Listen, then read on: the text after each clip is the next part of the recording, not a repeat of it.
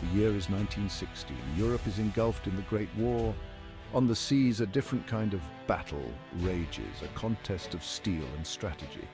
The British Grand Fleet faces the challenge of the German High Seas Fleet. The rivalry between Britain and Germany had been brewing for decades, fueled by industrial might and national pride.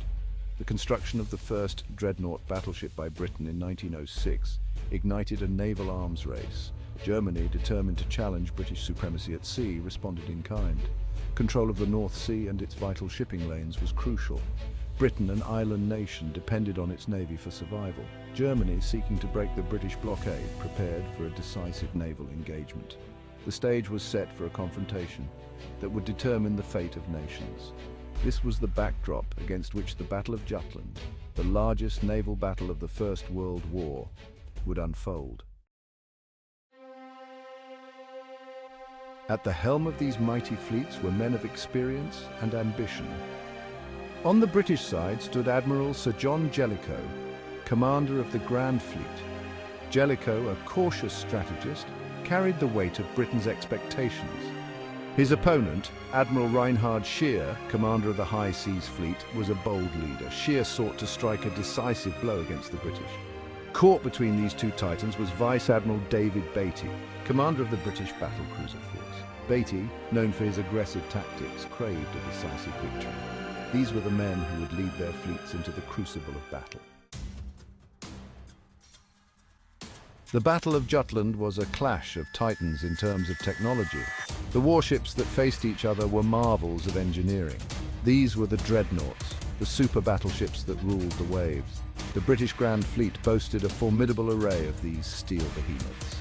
The HMS Iron Duke, Jellicoe's flagship, was a symbol of British naval might. The Queen Mary and the Lion, Beatty's battlecruisers, sacrificed armour for speed. The German High Seas Fleet, while smaller, was no less formidable. The German battlecruisers, such as the Derfflinger and the Lutzow, were known for their powerful guns. The technological advancements of the era were evident in every detail of these warships. Yet, for all their sophistication, these were still ships of the early 20th century, limited by the constraints of the time. The North Sea, on that fateful day in May 1916, was a cauldron of confusion. The Battle of Jutland was fought under the shadow of the fog of war. Visibility was often limited to a few thousand yards. The smoke from the guns, the spray of the sea, and the unpredictable weather created a chaotic battlefield. Ships often appeared and disappeared into the mist and smoke, making identification difficult. Friendly fire was a constant danger. The lack of clear visibility made it difficult for admirals to maintain control of their fleets. Orders were delayed, misinterpreted, or lost entirely in the chaos. Communication, the lifeblood of any naval battle, was perhaps the most daunting challenge. Wireless telegraphy, while a significant advancement, was still in its early stages, and signals were often weak or intercepted by the enemy. The battle began with a clash of battlecruisers under the fading light of the late afternoon.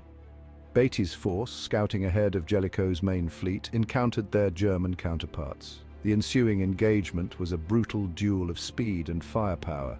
Beatty pressed the attack, but the German ships fought back with surprising ferocity. The British suffered early losses, with the Indefatigable and Queen Mary sinking. The German battle cruisers lured the British towards the guns of the approaching High Seas Fleet. Jellicoe, receiving word of the engagement, raced towards the sound of gunfire. His arrival forced Scheer to reconsider his advance. Recognizing the danger, Scheer ordered a daring maneuver, a simultaneous 180-degree turn by his entire fleet. Jellicoe executed a brilliant tactical maneuver, crossing the T, placing the British fleet across the path of the retreating Germans, leading to a chaotic melee.